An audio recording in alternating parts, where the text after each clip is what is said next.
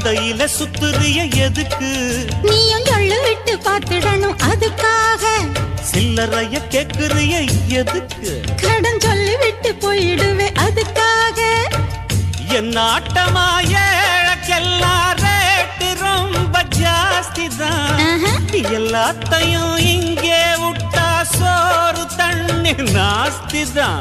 வெட்டியாக என்ன பேச்சு வெள்ளவாசி ஏறி போச்சு. நானும் தானே வாழணும். பக்கம் வந்த மாமா இதுக்கு பேரம் பேசலாமா?